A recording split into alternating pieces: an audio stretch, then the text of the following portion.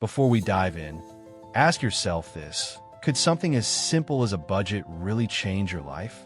Stay with me, because by the end of this story, you might just rethink everything about money. Don't forget to like, subscribe, and turn on notifications if you're ready to take control of your finances and rewrite your own story.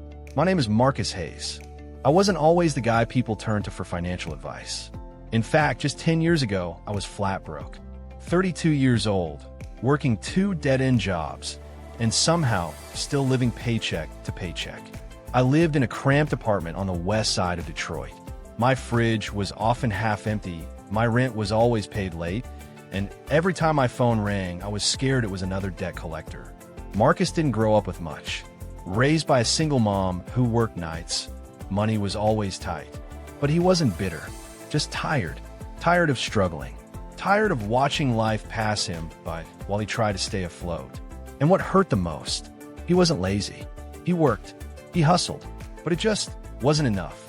Every month was a balancing act. Rent, utilities, gas, groceries. If one thing went wrong, it all came crashing down. He remembers one night vividly. A freezing February evening, his car broke down on his way home from his second job. He had $43 in his bank account and a $300 repair estimate. That night, he cried in the driver's seat. For the first time in years, there were no vacations, no savings, no safety net. And every time he tried to get ahead, maybe take an extra shift or pick up a freelance gig, something else would pull him back under. He tried reading finance blogs.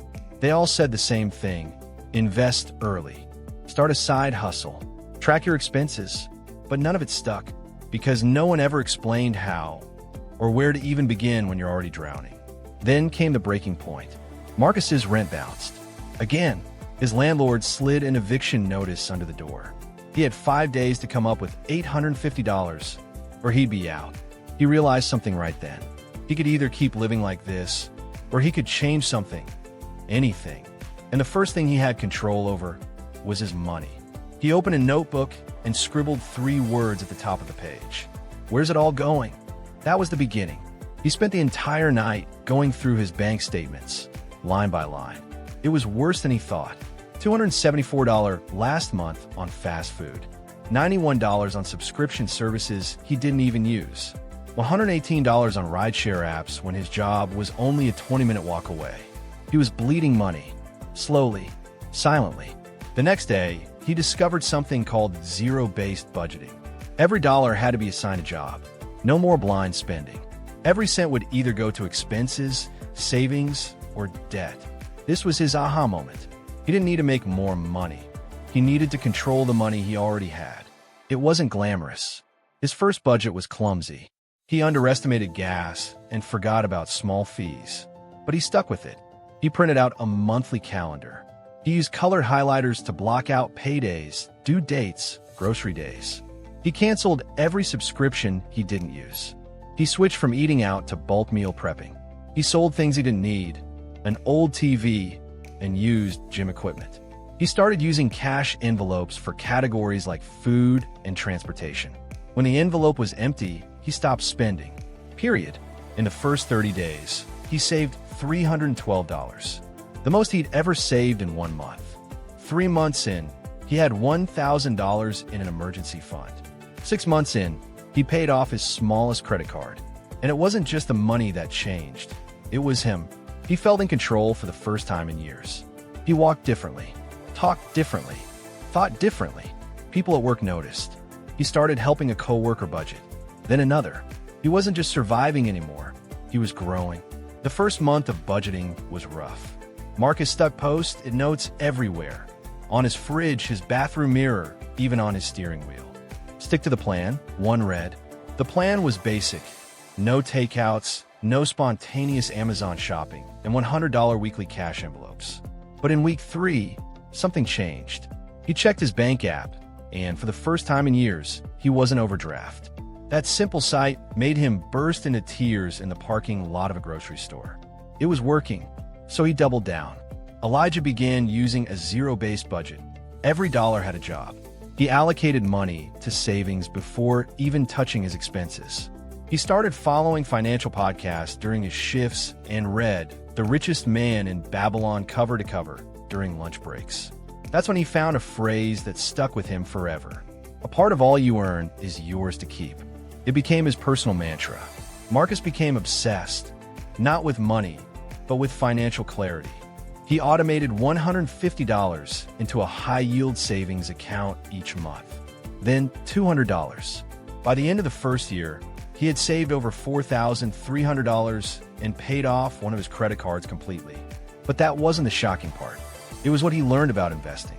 While budgeting videos had helped him stay afloat, YouTube recommendations soon introduced him to the FIRE, Financial Independence, Retire Early movement. He started small, $50 into an S&P 500 index fund, then $100. Over time, he built a diversified portfolio using dollar-cost averaging and low-fee ETFs. Savings progress. At age 31, he crossed the $50,000 net worth milestone. At 33, he hit $100,000. That's when he made the boldest decision of his life. He quit all 3 part-time jobs and launched a freelance business, helping others build financial plans and budgets.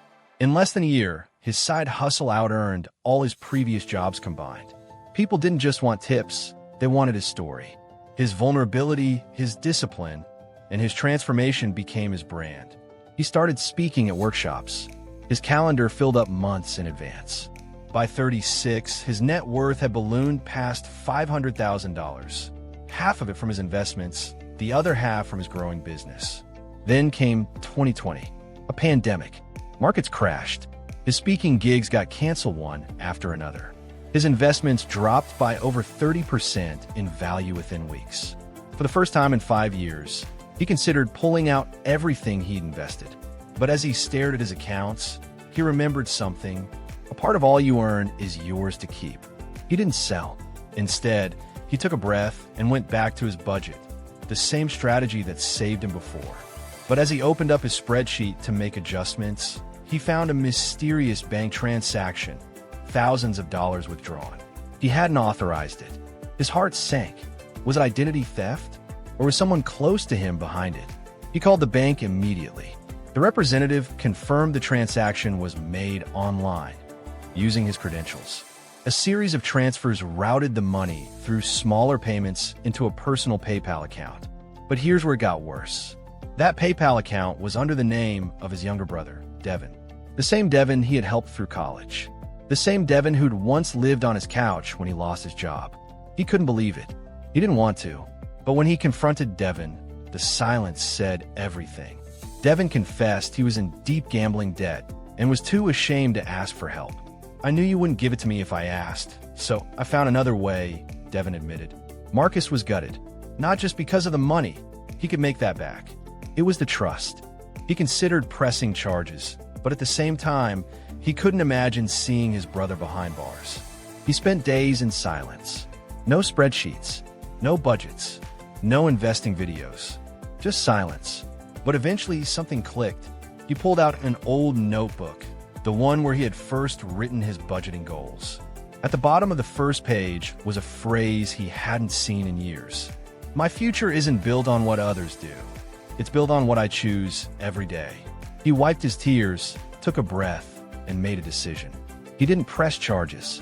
Instead, he sat down with Devin and made a deal. Devin would enter a financial accountability program. Marcus would help, but this time with conditions: transparency, progress check-ins, and full financial disclosure. At the same time, Marcus got back to work. He rebuilt the lost funds by tightening his own budget again and scaling up his freelancing business with online courses and digital downloads. Within 14 months, he regained everything he lost, and then some. By 39, Marcus's net worth crossed $1 million. He didn't celebrate with a sports car or an exotic vacation. He celebrated by teaching a free budgeting workshop to single mothers in his community. Marcus's story wasn't just about budgeting. It was about ownership, resilience, and forgiveness. Here's what he always told others in his workshops: budgeting is a weapon, not a restriction. It gives you control. Wealth isn't built in the stock market. It's built in your mindset. Trust is important. Systems are vital. Always protect yourself. And above all, your story is your greatest asset. Share it. Mark has turned a simple spreadsheet into $1 million legacy. And if he could do it from a place of debt, betrayal, and burnout, so can you. If this story moved you, share it with someone who needs hope. And don't forget to like, comment, and subscribe, because your financial breakthrough might just be one decision away.